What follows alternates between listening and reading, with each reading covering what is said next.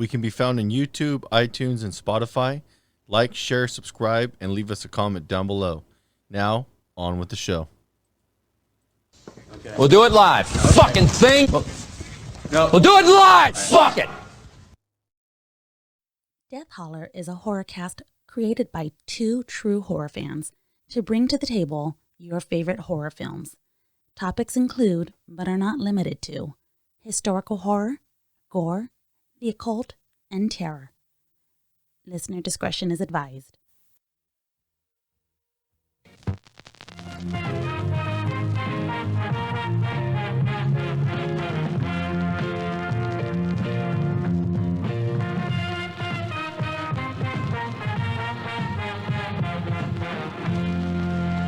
We can get into the reasons for this, but I feel like the second season, they hit kind of the sophomore slump that everybody kind of, falls prey to.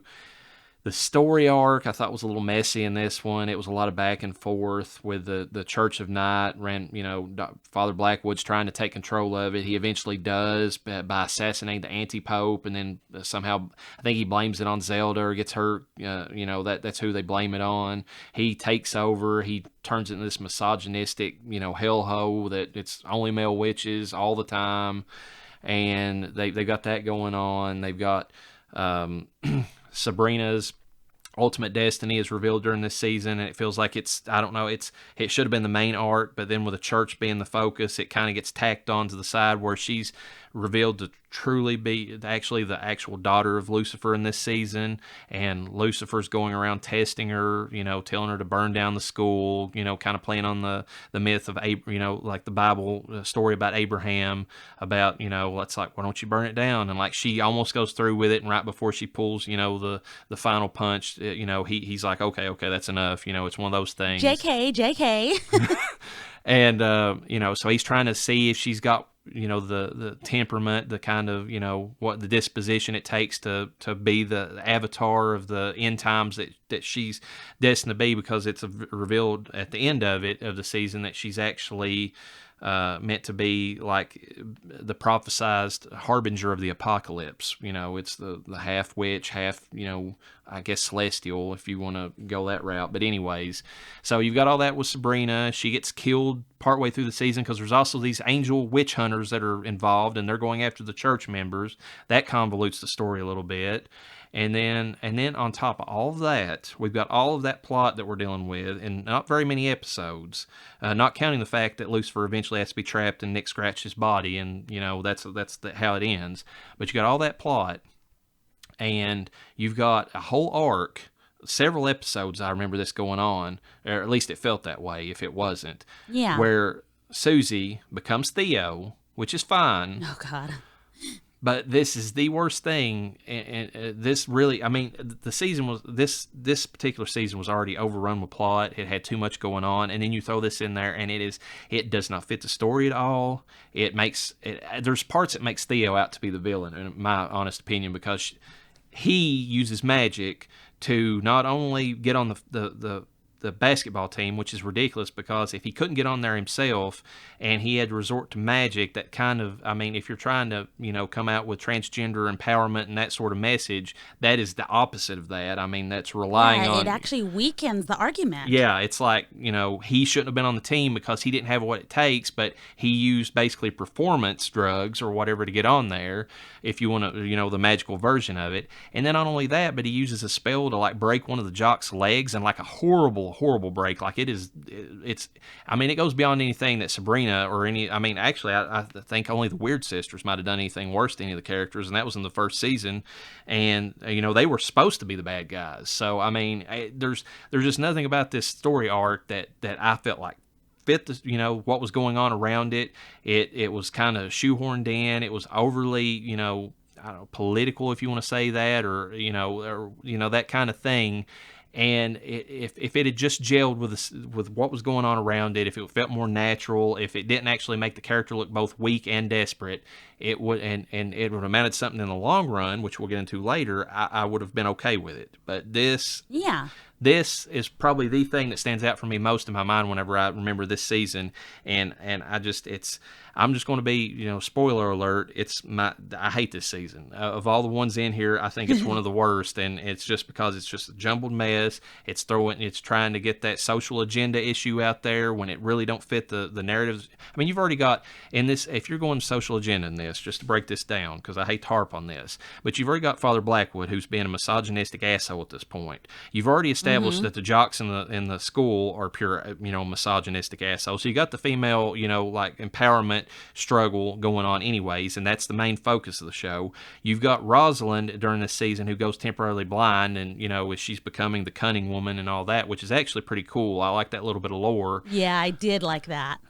Which is kind of like a Christian woman with witch-like powers, but you've got her, like, being picked on and all that, and having to deal with the struggles of being temporarily blinded. I think and this kind of blends in there, and I could be wrong about this, but I think this is when Harvey's, like, kind of doing his mopey thing, because he don't really, I think this might have been the season where his brother died, and, like, he blames Sabrina for a bunch of stuff. So, I mean, you've got, so you got, the white male being kind of like the dick, and all that. So you've got all this other stuff in there, and then you have to throw Theo's story in on top of it. I just felt like it was a little too much.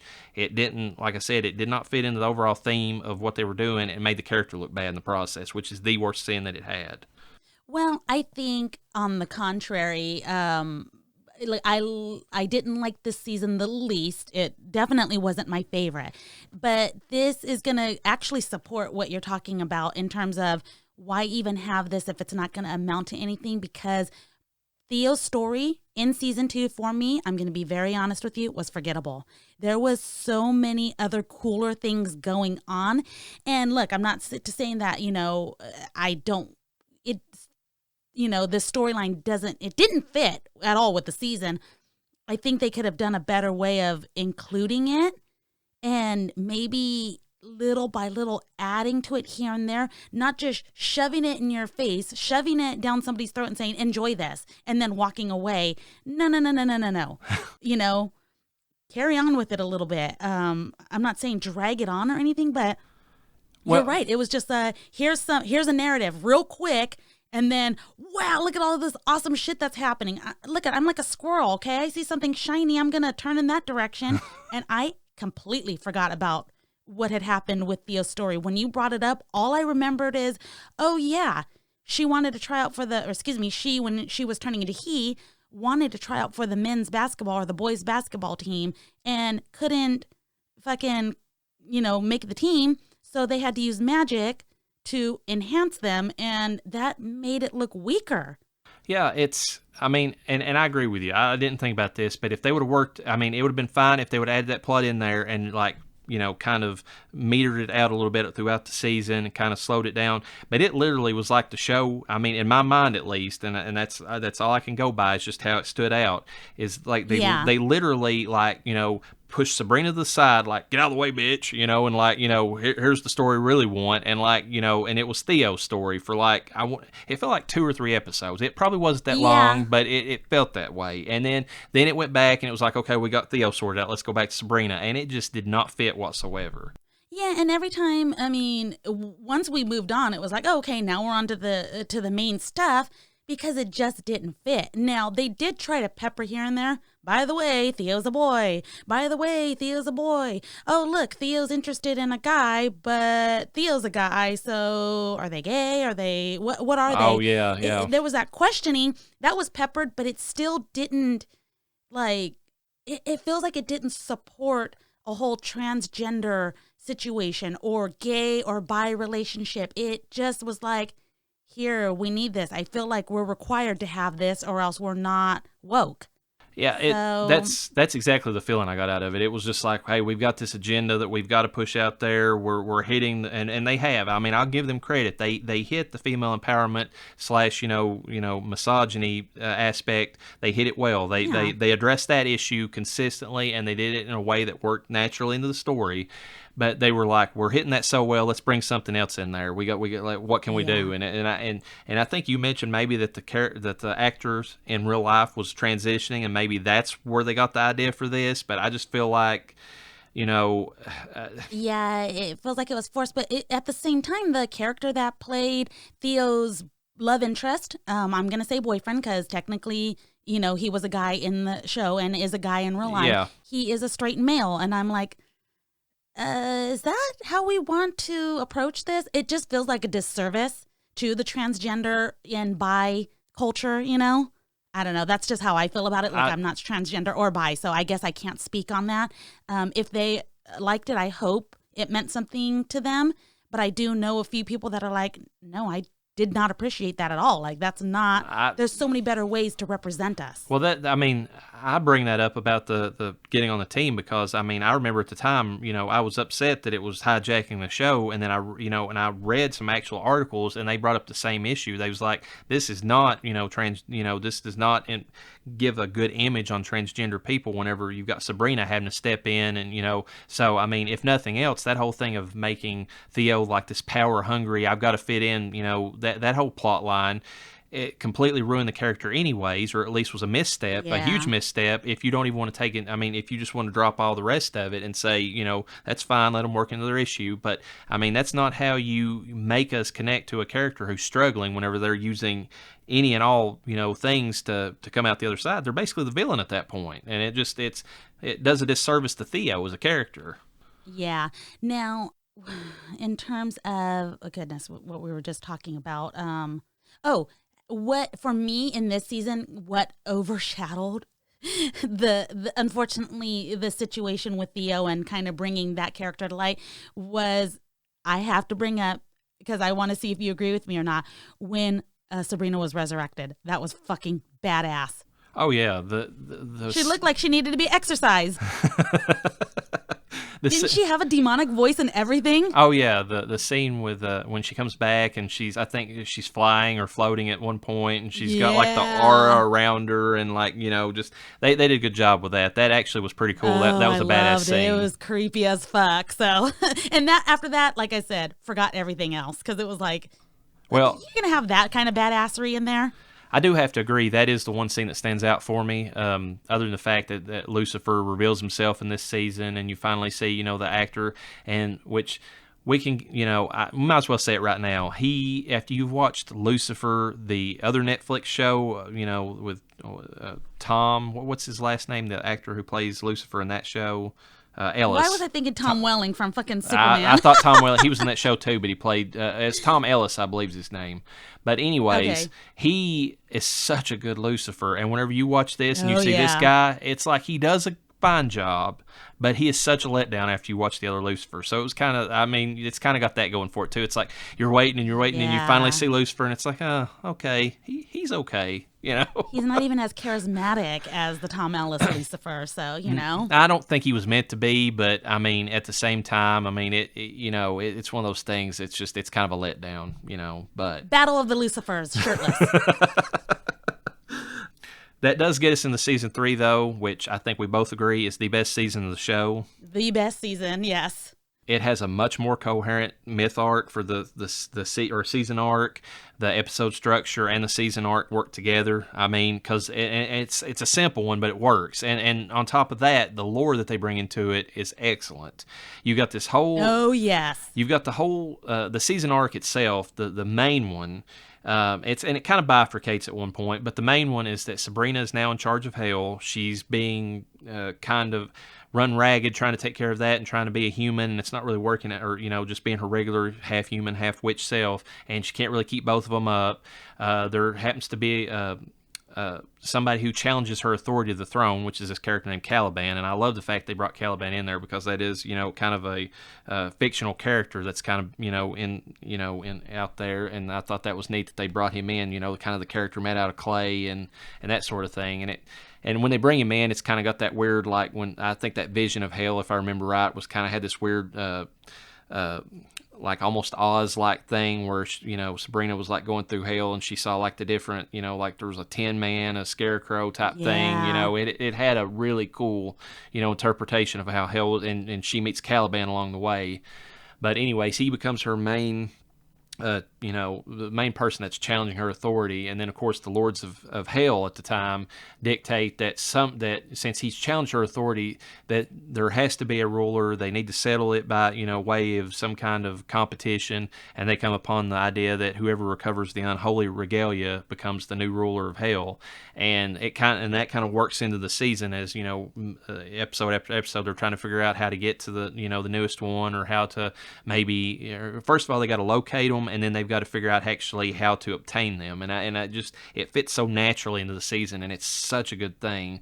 I mean, we got, as far as lore goes with these things, we've got King Herod's crown. And I mean, that right there is awesome. That, I mean, they would even bring that in there, because the biblical implications and everything, and the character, the way they brought him in there, like if whoever has his crown, like he basically hunts down to, endlessly, to murder. So they got to figure out how to get away from Herod. Pontius Pilate's bowl. There's that whole scene where I think they have to go to Golgotha, and it's like kind of trapped in this never-ending time loop, and there's that whole thing that's kind of cool with it. You got Judas's pieces of silver. That's actually held in the TV show by Vlad the Impaler. I thought that was a cool little bit of lore that they added in. Oh yeah, I liked that. And I thought that the way that they portrayed, especially Vlad the Impaler, was really cool. Like they had a really cool, I mean, they played on the fact that he was kind of like, a vampire, but then they didn't go the full vampire route, and that was really neat. But yeah, I liked it. They just kind of stuck with him as a character, not so much, oh, I'm a vampire, I'm gonna suck your blood, Yeah. But I mean, those particular things, just those items, I mean, they just work. There's such good, lore that they came up with to kind of tie those in. And it just, and like I said, the competition structure where they've got to figure out where they're at. They've got to, go obtain them. They've got the challenges. It's so good for like just the structure of the season. My favorite thing about the regalia was the fact that the person who obtains them, then they get to melt them down and make the Morning Star. Oh yeah, which I that thought is was pretty true. cool. Yeah.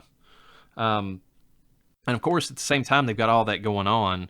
There's like another side plot, which is actually handled pretty well, where the witches in the former Church of Night are now weakened. They no longer, because they cast Lucifer, into Nick Scratch and cast him into hell. They no longer get power from Satan, so they're kind of like struggling to kind of figure out, where do they get their abilities from.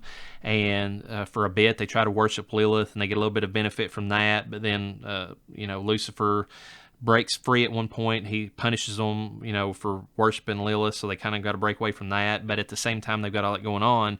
There's this group of like creatures, pagan creatures and pagan witches, I guess, called hedge witches that move into Greendale. Hedge witches.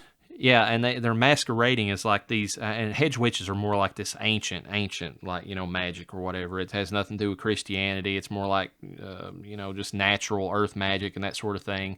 And yeah, that's what pagans kind of stick to nowadays, too. I mean, actual pagan witches, if you will. Yeah, and it's a cool bit of lore. They're coming into the town. They masquerade as carnies, which has its own kind of cool thing. The creepy carnival is coming to, Greendale, and kind of everybody's, attracted to the carnival. They have to go for some reason.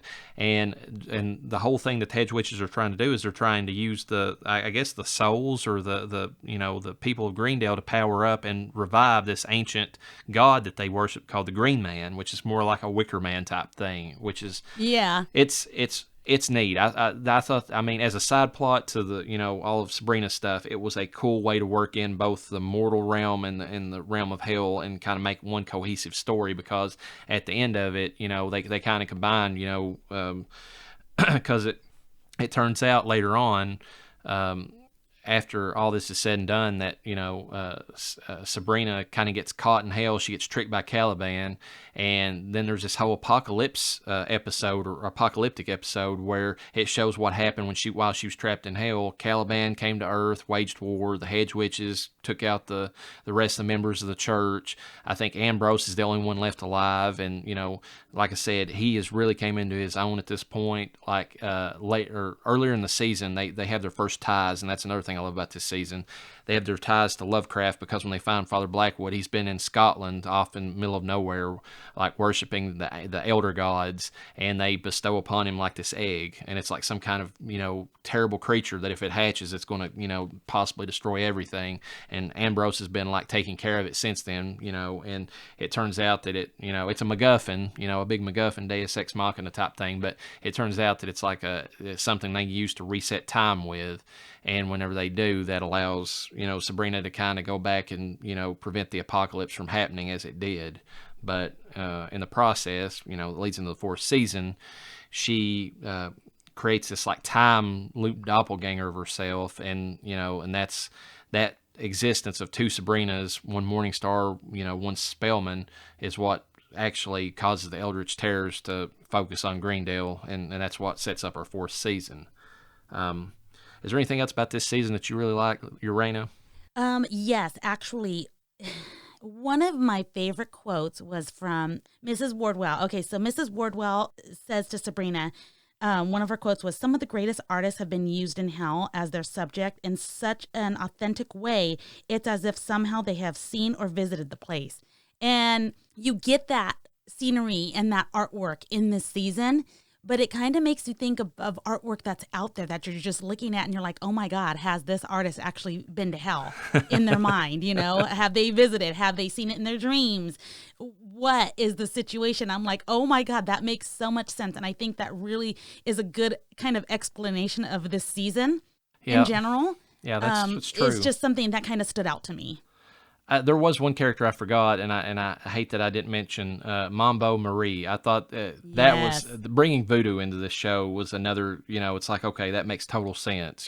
So that I thought that they character. Have all kinds of witches and sorcery. It's primarily the witches, so not having voodoo in here would be just a disservice to witchcraft in general. Yeah. So I agree with you on that, and I do like what they did with that character. Yeah, and especially, and that's one of the highlights to me for season 4, which we'll get into in a few minutes. But what's revealed about Mambo Marie, whenever what she ultimately is, I think that was a very, very cool reveal. Oh, it really was, yes. And how they designed the character was probably my fucking favorite. Oh, yeah. There's a lot to like about this season. Obviously, we both loved it, but like I said, it had the consistency, it had the lore that we both love. It never dropped. This season, above all of them, in my opinion, kept up or improved upon any of the, like production quality and all that. Like just the creatures they come up with for this season were amazing. Yeah. So before we get into the 4th season, which is what, just aired and what just made us decide to create this discussion, there's a little bit of news, and this kind of, gives the hint as to what, the kind of the vibe going into the 4th season. Deadline reported on January 10th, which is just a few days back, that a tweet by the official Twitter account of CAOS caused outrage due to references to Bloody Sunday. Now, apparently, the people who run the Netflix Twitter account for Chilling Adventures of Sabrina decided that they would show pictures of Kieran and Chipka, Sabrina, covered in blood, but which would have been fine. There was, I don't think anybody would have cared about that. It fits with the show, and everything else. But somebody had the poor decision to put on there something about Bloody Sunday, because it was a Sunday when they posted it, and they posted the pictures.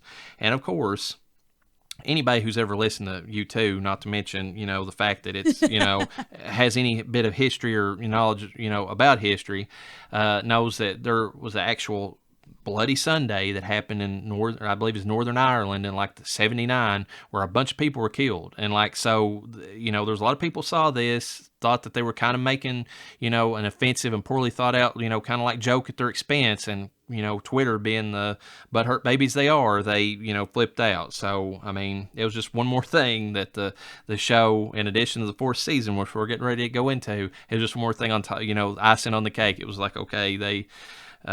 which I'll go ahead and say, spoiler alert, I feel like it's a weak season, especially to end the show on. But it was just for a them, disappointment. It was that if any word summarizes, it's disappointment. But for them to have this headline or this information come out on top of the the reaction people's had to the last season was it's like getting kicked in the nuts. It was it was just ridiculous. Okay, devil's advocate here, though. You think for those people that haven't seen CAOS, or maybe wasn't sure if they're going to watch the final season, which why the fuck wouldn't you if you've seen the other seasons? So let's just stick with the people that haven't seen it. Maybe they're like, hey, I'm going to check this show out now. Because, come on now. Any kind of news or any kind of attention is good attention no matter, even if it's negative. Yeah, there's no such thing as bad publicity. That could be the case. I mean, I don't know if that and was. I don't think they did it intentionally. I don't think they were like, oh, let's do something. Let's talk about people that were killed during a protest during times where protests are a big deal, right? And as of late, I don't think they did it intentionally. I truly think it was an accident. But now I feel like people are gonna be like, wait, what? Yeah, it's one of those things. Check where that out. It's like, I didn't know there was a show like this. Let me check that thing out. Yeah, it could be the case. I mean, and I'm with you. I don't think they intentionally meant this. It's just one of those things where you say it and then it's just like, open mouth, insert foot. It's like, okay, Exactly. What am I going to do? But that does bring us in to season 4, the very last season, at least on Netflix, of CAOS. Which we were so excited for. You could tell by the last episode, we swore before we did the podcast for Krampus that we would not include any news. And whenever it came out, there was some news about this show coming back, and we put it in there. That's how excited we were about this show coming back. And man, just like you said, what a disappointment. I mean... Yeah, now, I didn't even know about Eldritch Terrors until you started talking to me about it. Now, granted, I knew about them. I just wasn't familiar with them. I didn't, read all of Lovecraft. I've only known, obviously, Cthulhu, Yeah. Things like that. So this was kind of new to me, and I'm not going to even pretend like this was a great way to learn about them. That's the sad thing, and if anything, that's why I'm mostly disappointed this last season, because the time egg and the way they handled it in the last season and a little bit of hints and everything was so perfect. I mean, it was as Lovecraftian as you can get. You've got Father Blackwood on the edge of a lake, out in the middle of nowhere, and in Scotland, worshiping. I think he's getting ready to sacrifice one or both of the twins at that point, and he's crazy-eyed, half insane, and he's trying to summon down these elder gods. That is the perfect interpretation of Lovecraft. So when I saw that scene, I was like, they've got this. When they said they were announcing the Eldritch Terrors for this season, I was like, they know what they're doing. This is going to be perfect. And then we got the season we did, which I don't know. We'll get into it, but the one thing I did like, I'm gonna throw it out there first. I like the fact that, they had Father Blackwood change his name. They called him Reverend Lovecraft. He started up the Church of Lovecraft, basically, the Church of the Eldritch Terrors. That was great. I mean, that was a neat little thing that they did, and I really enjoyed it. But, and let's just break it down episode by episode. We've got... They set this season up, and this is the first failing of the season, and if you ask me, I think this is where they went wrong. They had 8 episodes left to end this season. I don't know if they were given any more, but 8's all they got, what we got. And they decided that they would address an Eldritch Terror, a unique one, or thereabouts, in every single episode. Now, I think, personally, what they would have been better off served is to slow drip the plot, have one big bad Eldritch Terror that, because when most people think of Lovecraft, he had some stories about, like these humanoid type characters, and we'll get into that, and that's part of my disappointment. But when people think of him, they think of these big tentacled monsters, that are, crazy angled. They've got parts that they shouldn't have. When you look at them, you get driven insane instantly because they're things that shouldn't exist in, in any kind of, natural occurrence in any way, shape, or form. And this show could have done that if they would have saved their budget, if they would have, meted out the story a little bit at a time and then saved it up for maybe the last 2 episodes. I think it'd been perfection. They would have ended on a high note. It would have been great. But what they decided to do was do it 8 individual Eldritch Terrors, and they were mostly a miss. I'm sorry, they were. I mean, at least for me. I mean, LlaReyna, you can speak to, they were, like I said, not the best way to learn about them, because I started reading up on them maybe after the 2nd episode, and I'm like, okay, what's going to be the next one? What's going to be this? What's going to be that? And I really didn't get a good interpretation from the show. And the interpretations of each terror was pretty weak, in my opinion. And I hate to say this because, it's another show that we love that just ended. But you go back to Supernatural, and one of the biggest issues most fans will complain about, if they're going to complain about Supernatural, it's nothing about Jared Jensen, great through the whole series. It's the fact that whoever created the show mostly stuck with humanoid monsters. I mean, you never had. There was one hint in one of the episodes, and that was the Lovecraft episode where they had like a tentacle come out of like this portal before it got disappeared away. That there was any kind of thing but like a humanoid looking monster in the whole series. But every other, we got one fucking episode on that show where there was dragons and they looked like people and they had gold eyes or some bullshit. I mean, that was the biggest complaint. At least I don't know if you had that, but I had that about the show. Like they didn't really branch out. I mean, you maybe had a little bit of a difference whenever you had the Dick Roman character, or creatures or whatever that came out, but they were humanoid after a point too. So, am I off base in that assumption? Or is that kind of how you felt about that? Well, at first I didn't agree with you because we did talk about this, and you're like, are you upset that they're human? And I'm like, well, to be honest with you, at that point, and I had told you I hadn't really known them in any form other than Cthulhu. Okay. And so at first I was like, I think it's kind of cool that they were, it's supposed to be this scary entity, but yet it's a person. But then, I don't know. Like I said, I wasn't impressed after a while. I mean, the only non-humanoid we get, and I'm not going to skip, but I mean, episode 3, the weird. Yeah. And even then it was this tiny little. Let's just break down, okay? The first one we come into is the Dark. That's the first episode. It's based upon the darkness. That's Lovecraft to use that term. It's just an all-consuming dark that wipes out all light and hope and everything else. It's kind of a more of a concept than it is actual creature. I thought this one was okay. I mean, they couldn't. I mean, they represented the darkness that you said it yourself, and like back and forth, we was talking about this, about how the lighting was just on point, and it was. Like, I mean, it was so dark at times, and the way that these empty miners were basically going through and busting out the lights and making everything into pure darkness. It was a good concept. It was a good way to start. I can't complain about this episode. Yeah. And I have to emphasize, when you say empty miners, they were literally, I mean, it looked like there was a person walking around in that costume, but when it got down to the inside, there was literally nothing there. No, there wasn't. And anybody who's ever watched Doctor Who, going back to that, because Michelle Gomez and, that sort of thing, there was an episode, it was a previous Doctor, it was David Tennant, but one of the ones that he's mainly known for is the Empty Child, and it's a very similar creepy concept. You got this kid walking around a blown out, World War II, I think it's Britain, and then he's got this gas mask on, and all he goes around asking is, "Are you my mummy?" And like that's all he asks. Like, and it's like, what is this creepy kid? Why can't we see his face? And it's such a good concept, and they kind of ripped it off a little bit, I felt like, but at the same time it works. I mean, just that empty suit, the faceless individuals that are just going around spreading this darkness everywhere. Which is funny because I got the Plague Doctor vibe kind of almost from this. It had a little bit of that too, but yeah, and I liked how they resolved this one. They used a spell, I think, powered by Hecate, and the rest of the church members. Ambrose kind of provided the link for them, because when Sabrina she thought she could just use her powers that she had, her and her other Sabrina. The two Sabrinas thought they could just use their powers, and it turned out that the hopelessness and the depression of this creature or this entity was just so much that it was weighing them down that they couldn't continue on. And it was Ambrose again, great Ambrose, that was like, okay, we got to have and the church came in there and gave them the spark they needed to banish the darkness. That was a cool way to end this episode. I liked that. But we come to the second episode. Yeah.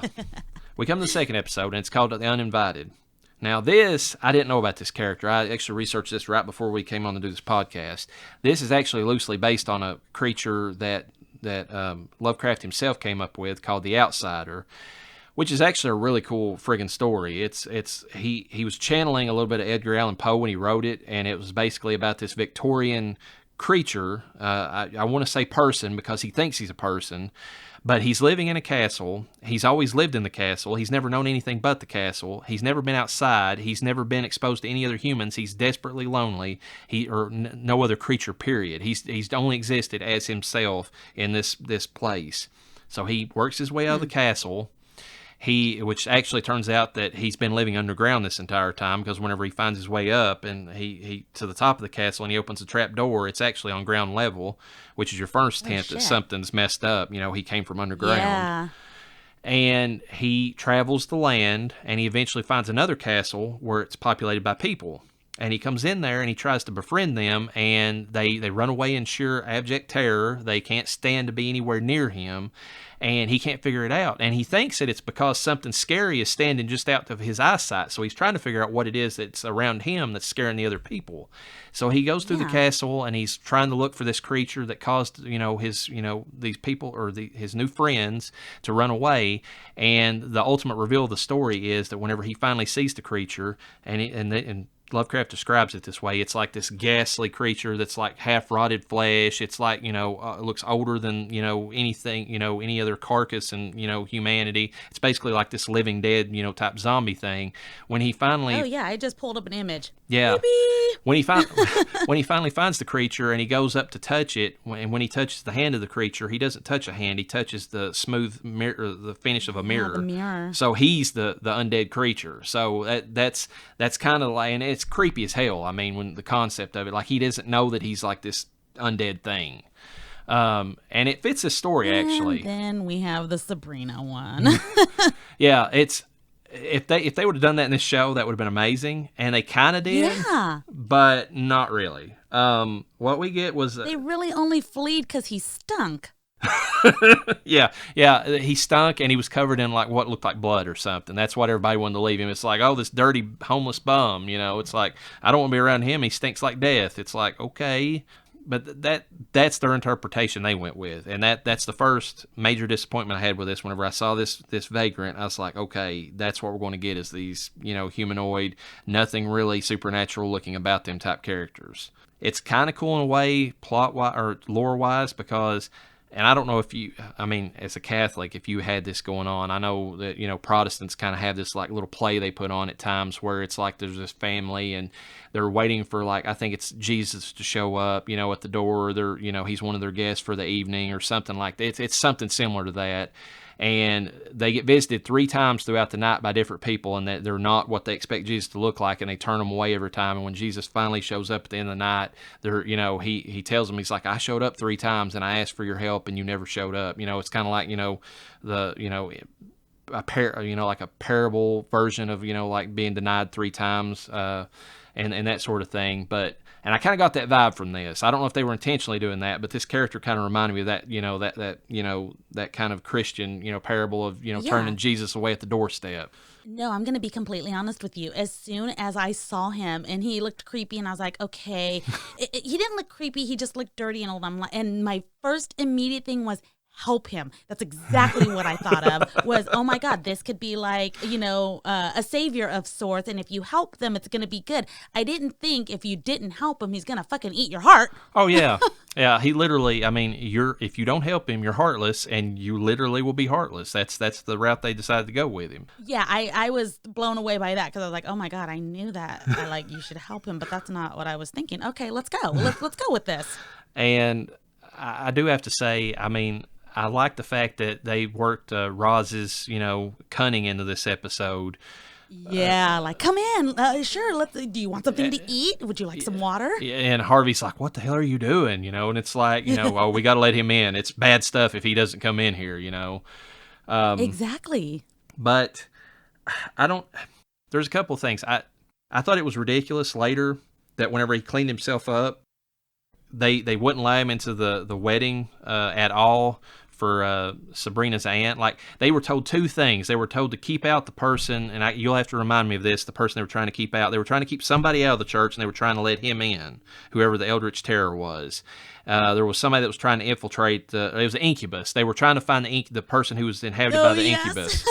And they totally did the reverse. Like, it's like, oh, this guy, look, this clean guy, he clearly can't be the Eldritch Terror, because that guy was supposedly this homeless bum that stunk. And all they literally did, Father Blackwood had to do, was like just basically give him a damn bath or something. Exactly. Oh my God.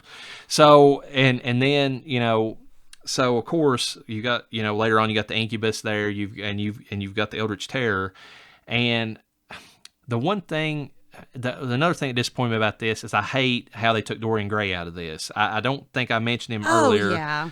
but I love the fact they worked Dorian Gray into this whole series anyways, because that is a really underrated. I mean, at least everybody thinks of like Frankenstein, Dracula, when they think of Victorian type horrors, Jekyll and Hyde. But Dorian Gray is probably, in my opinion, one of the best ones, if not the best, just because he's a plain human who has somehow been cursed, and he's just a rotten person. I mean, like the epitome of the worst you can be. And you wouldn't know it because he never ages and he's beautiful, but his picture that hangs up that is actually the one thing you can kill him with is just hideous, because it shows what his soul is truly like. And Yeah. I thought that, that was really cool. They worked Dorian Gray and his picture into this, but to have him just, have his heart ripped out by the Eldritch Terror, and that's how he went out, man, that was such a shitty. I mean, I don't know. I thought it was a bad way to take him, that character, out of the storyline. I mean, You're not alone. I agree with you. And I was reading online, like, that was a bullshit way for Dorian Gray to die. And I was thinking, okay, what are they talking about? And then it clicked, and I was like, oh shit. And yeah, lots of people agree. What the fuck were you doing? Like, really? He meant nothing. He had more significance in this series almost than Theo. oh yeah. Well, I mean, I would argue when we get to the end of this that he probably had more significance than Theo, because Theo, I mean, they just, spoiler alert, they do nothing with Theo as a character. They actually make Theo's boyfriend more of a character in this than they do Theo. So you got that. I'm kind of torn on how they got rid of this Eldritch Terror, because it was good in a way, because Sabrina tricked him with kindness, and it was kind of, you kind of felt bad for the Eldritch Terror too, because of the fact that, Sure did. I mean, it was like, he gets this one bit of kindness, and it's just, and she's tricking him to stay in this dollhouse for the rest of eternity. So It's obviously his weakness, though, in any way, because he can't do anything unless you deny him. So if you're kind to him, he's just like, well, I guess I got to go move on and rip someone else's heart out, Yeah. Yeah, I mean, and the lore behind him I thought was kind of neat. I mean, they talked about how he was it kind of hinting back to the actual Lovecraft story. He was a creature that, existed before humanity. He found the first humans. They turned away from him in terror and cast him out, and now he's been, basically, making them pay for it since, that happened. But I don't know. I just, like I said, I don't like how he took out Dorian. I don't like how he basically they gave him a bath and cut his hair, and, oh, that's not the Eldritch Terror because he's too class. It's so stupid. I mean, it just, and then to top this off, because I know you got words to say about this, the song that was performed during the wedding ceremony by, Harvey and his band, I'm just going to say it, in honor of This Is Spinal Tap, in which movie there's my favorite line ever in a movie about they had one of their albums, and there was a 2-word review of it, and it was their album was called Shark Sandwich, and somebody just said Shit Sandwich was the name of the 2-word review for their album. I'm just going to call their song Radio Doo Doo in honor of that. I hated this so much. I mean, because I was obviously having a really hard time with the musicals in general, as I kept messaging you about it. Yeah, Fright Club, first off, which is the name of the band. Yeah. This was terrible. I couldn't. I had a really hard time with this song, and I'm like, at a wedding? Why are you singing this at a wedding? It didn't make sense to me, and I don't know. Am I alone there? No, it didn't fit the episode. It didn't fit the wedding itself. I mean, it didn't. If you're going to put a song into this show, I would think that it should have some thematic, symbolism. And I don't know. I've honestly never been a big fan of this song. I know a lot of people probably think that's weird because, I mean, Freddie Mercury, it's, Radio Gaga, it's the greatest thing ever. Lady Gaga based her name off of it. It's fine. It's just not that great of a song in my opinion, and it just didn't fit anything in this. I mean, you got an Eldritch Terror that, just wants to be loved by people, and then you got a wedding. What does Radio Gaga have anything to do with that? At all. It's more of it's about, I feel like, because they talk about it right at the beginning. My only friend through teenage nights. It's like, you save this for a high school dance, not a wedding. Well, there's so many other songs if they're wanting to, convey that sense of loneliness, of seeking out others. I mean, you've literally got all of every other song in human history, my God, just pick a country song if you want to go that route. If you're talking about people that are lonely, but I mean, it just did not fit at all. Yeah, I didn't like it. I feel nauseated. We need to move on. I was kidding. Okay, speaking of nauseated, the weird. This one. I kind of liked this one. I actually kind of like this one too. This one is actually based upon Cthulhu, obviously. I mean, when you get a cuttlefish-looking octopus creature, you know, that's as Lovecraftian as, you know, anybody in, you know, mainstream is going to know. So, I mean, they knew what they were doing with this one. I really like starting out in this episode, having the fact that the you know, weird was kind of hijacking like a dead pirate or a sunken corpse, you know, out of the that was cool, and the effects were cool on that, you know, that character too, like it just soggy and bloated and dripping water. I mean, it was good. How did you feel about the dream sequences in this episode? That was my favorite. Because I'm a dreamer. Okay. So, like, when I'm seeing, and they do, because they've done a few dream sequences, I believe, in Sabrina, and it's almost identical to how I dream, especially when I'm having a scary dream or a weird dream. So I'm like, I relate, man. I really liked this dream sequence, and more than anything, I loved the color scheme. I do have to agree. I like how they did it. It was very stylistic. Like I told you, though, in a back and forth before this, I don't dream like this. I remember the weirdest dream I ever had, and this is a, you know, weird tangent, but like I had this weird dream that Laurel and Hardy, I don't know if you know who those are, the two comedic actors, you know, from like, I want to say like the 40s or 50s. Anyways, they were out in the middle of nowhere randomly with a ladder that they were, you know, one was raising toward the sky and the other one was trying to climb up it, and there was nobody holding the other side of the ladder, and they just kept falling over. And I just kept having this dream. Like, I don't know. Oh my God. So, I mean, and I do remember my dreams because they're pretty, I mean, they're a lot more detailed than what was this. I mean, I appreciate what they did, but like, you know, whenever it comes to like, I mean, the characters in my dreams tend to be like fuzzy-ish, like, you know, just random like images of people throughout the day or people I know, like in my mind, but like the setting itself, like the dreams that they did for Sabrina, they were kind of like everything was black except what she was focusing on. It was like, you know, just the images that, you know, directly pertain to her. But I feel like in my dreams, whenever I dream, that it's like, you know, there's more, you know, the setting, like, is everything's filled in around it. It's just, you know, like it's maybe the people in the background milling around are the ones that are kind of like fuzzed out and kind of, you know, nonsensical, if you want to think of it that way, just kind of like random NPCs or something in a video game. But I appreciate what they did with this. I mean, I liked, you know, I thought it was very stylistic. I really liked how they made the weird look in her dream, because it actually looked more like, you know, a Cthulhu or a Lovecraftian character or creature than anything in this, you know, entire last season, to be perfectly honest with you. I liked how they used her kind of, she was kind of interested in this guy. Oh, yeah. And I like how they kind of utilized him in the dream as a, hey, this is a warning, but she didn't take it as a warning because she's so, ooh, hey, you know, how are you? And I thought that was really great.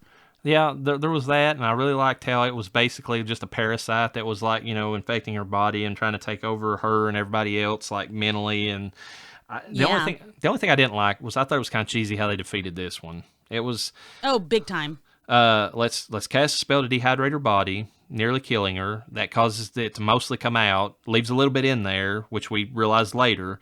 And then, which was really cool when Ambrose took that photo he took. And you just see like it up in her brain, like. I actually like that. I do have to say another thing for Ambrose, but that's also the thing they came up with for the show. The fact that he had like that basically magical X-ray, I thought that was kind of cool. I got it, man. I thought it was too. But then whenever they like get the remaining part out of her, they just put it in like a frozen tank or put it in a tank and freeze it. And it's like, oh, yeah, okay, if that's how we're going to defeat this one, just freeze it.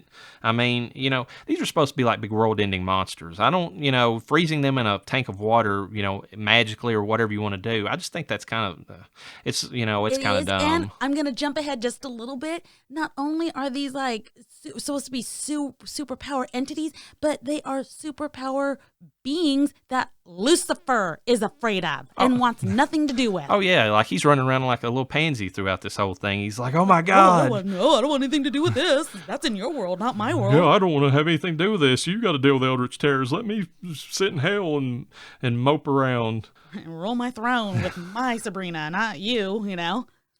That was funny. Yeah, but I mean, it's like I said, it had some good things to it. I mean, I like the fact that they attempted to go outside the humanoid thing with this one. It was an interesting way to do it. Yeah, we can at least give them that. It's the least they could do using fucking H.P. Lovecraft. Yeah, That's all I gotta say. yeah. But then we get into the next episode, and it goes to complete bullshit because the next episode is the worst one. You might say in the whole series, because I think this is, spoiler alert, your least like of the seasons. But I mean, I feel like this is the worst episode of this season. I mean, the Perverse is the one in particular I'm talking about, which is, I was surprised to learn, actually based upon Edgar Allan Poe more than it was actual Lovecraft. Because whenever I first watched it, I kind of got a vibe of like maybe The Great God Pan, which is an Arthur Machen story that has been tied into the Cthulhu mythos a little bit. But I mean, there's so many things I hate about this episode. First of all, you have the fact that it's the actual Eldritch Terror is just an item. I think that's kind of stupid, kind of a bullshit thing. You have the fact that it's brought in as a complete MacGuffin. It's there's a random character played by let's see, James Urbaniak, who plays on the Venture Brothers. He plays Dr. Venture. That's his main claim to fame. I mean, he's the voice actor for Dr. Venture. But you have him come in there, and he's just randomly selling trinkets, and he happens to walk in on Reverend Lovecraft, and he just happens to have an Eldritch Terror that he's selling in his suitcase. I mean, what the hell? Well, he's not selling it. It was stolen from Oh, him. well, he wasn't selling it, but he was going around showing people. I mean, what? Come on, dude. And not only that, he literally introduced himself as a trinket salesman. Yeah, and that's. I mean, it was the sloppiest writing to get into this episode. I mean, they could have introduced that imp of the perverse item in a million different ways, but it's like, let's randomly have some bullshit guy come in and even if this was set in the 80s, which we've established, or we think it was, I mean, there wasn't guys going around like this. This was like something from like the 50s or something. I mean, it's so out of like even time, as far as the story goes, it's asynchronous. It doesn't fit. Yeah, but he was also finding the people that specifically needed the items in his case. What I didn't like is he was constantly, I get it being stolen from him, but he was constantly giving them away for free without any real. I wanted a needful things vibe from this guy. You're right. There needed to be some kind of thing some reason for him to exist, and because he literally after this episode he might come back for the last episode, maybe yeah, and it's like, where the hell, dude? Where's the I'll give you a fiddle of gold to get your soul? Okay, like. Come on, you have these world-changing trinkets in your case, and you're just, for you, it's for free. Nah, motherfucker, what do you want? Oh, my God. Yeah, it makes no sense. And this is what makes it even worse. We've already talked about how, I mean, or at least I, didn't like, wedging in some kind of, like, a social agenda type thing or whatever into the episode just for, social agenda's sake. This episode is nothing but. I mean, and it's so lazy, so on the nose. I mean, because whenever Father Blackwood gets the imp of the perverse, he becomes literally Hitler. I mean, they couldn't have went with any other. The thing that aggravates me is that if you look at history, Joseph Stalin ended up killing more people than Hitler. And nobody ever bases any of their bad villains off Stalin. It's Hitler or nothing. And I mean, and that's fine. I mean, obviously Hitler was a, burning in hell, terrible person. But I mean, branch out a little bit. I mean, it would have taken nothing for them to made him some kind of other villain besides just a Hitler-esque tyrant. I mean, that's, oh my God, it's so lazy. Well, given the political society we're in currently, it was just lazy. They just wanted to, it's like, oh, here, people are talking about this because if you believe this, you're a Nazi. And if you don't believe this, you're amazing. And, and it's, I don't know. I honestly think that this episode in particular could have had great potential had they not... It was very poorly done. I don't even know how I would have changed this episode. That's how shitty they did it. It's like it wouldn't have represented anything that this episode had in it. It would have been completely different. I can only imagine it a completely different way. Yeah, go ahead. Oh, I know. I don't even know what else to say other than. I don't. I have no words. All I was going to say is the only thing. The only thing I can think of about it is that that was weird was if you're going to have a Hitler-esque person, and I guess this is a good thing because it would have truly been drug into the dredges of that whole, metaphor, is that they somehow, Father Blackwood, even though he was hunting for witches and he was trying to find the witches and kill them, he's still fine with Theo being transgender, which that's cool. I mean, that's an interesting twist on this, because normally if you do this, shitty plot, this trope of Hitler, they would have rounded up Theo and his boyfriend along with everybody else right up from the get-go. So at least they didn't go that route. I mean, they did go after, Theo's boyfriend, but for a different reason. So, and Ambrose was literally the only saving thing in this, because the crazy Ambrose, God, that actor was so good at this. Literally. when he's sitting there and just the way he's the ultimate hero in this episode. Oh my God, the way he stumbles over the words, his visual, like his face, like how he's so good in this episode. And then, of course, the other bullshit thing about this episode is that it's solved by another MacGuffin, because it's literally like the trinket salesman comes back and Sabrina's like, oh, you got anything? It's like, here, take this stone of Amphalos and, this Greek Titan and, that, ground it up into some soup or some shit, and that'll take care of everything. Oh, my God. My daughter literally saw that part and she was like, that is so stupid. That's just going to magically fix everything. And I was like, yeah. And she goes, what was everything else for? And I go, I don't know. And so, literally, and so you got the Eldritch Terror that was just an object, totally disappointing. You've got all the Deus Ex Machina, the MacGuffins, the tired plot. There's, like, outside of Ambrose, there's literally nothing in this episode that I cared for. If you enjoyed this episode of The Chilling Adventures of Sabrina, CAOS Part 2, please join us again for our next show. Death Holler is brought to you by Blue Collar BS, with your host, Reverend Dr. Death and LlaReyna. Please like, subscribe, follow, and share. We'll catch you next time, and don't forget to bring your death certificate.